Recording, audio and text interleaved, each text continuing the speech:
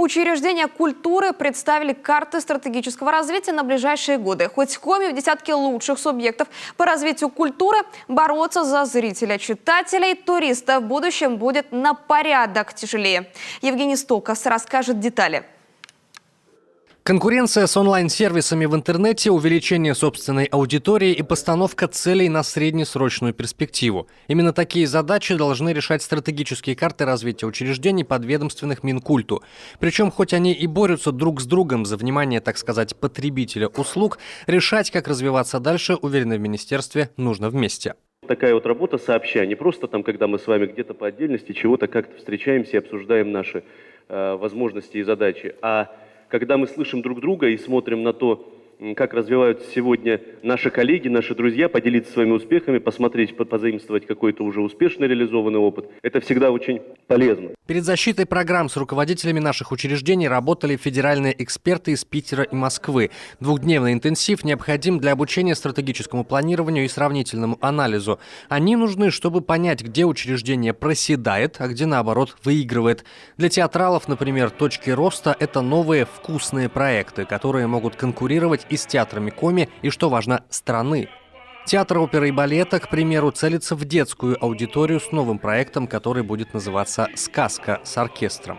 Мы обладаем симфоническим оркестром, которого нет ни у кого.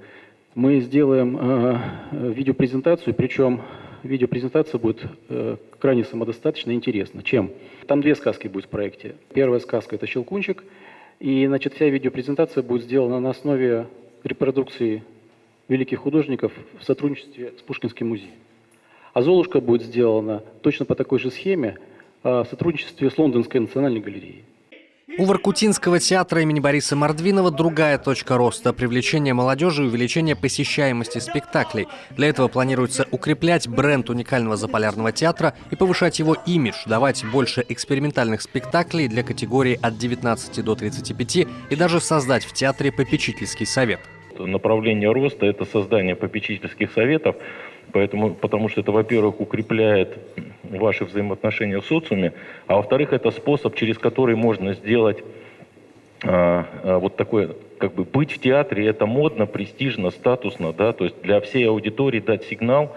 Давать такие сигналы должен не только театр. Наш опыт модернизации библиотек перенимает вся страна. В Коми библиотека – это уже давно не советское книгохранилище, а модное социокультурное пространство. И за ним должна закрепиться репутация просветительского центра. Это уже что-то большее, чем просто книговыдача, это что-то большее, чем традиционный уклад. Это создание центров поддержки науки и инноваций, это информационно-маркетинговые центры, это различного рода коллаборации, включая такие направления, как Яндекс.Лицей, проекты «Легион умников», проекты «Ты предприниматель», создание коворкингов и так далее, так далее.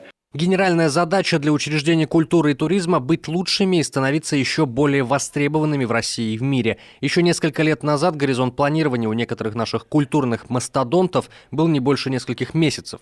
Сейчас ситуация изменилась, мы лучше понимаем вызовы времени и готовы на них отвечать, а иногда и сами задаем тренд. И спрос с директоров другой. Защитили свою карту развития с первого раза не все.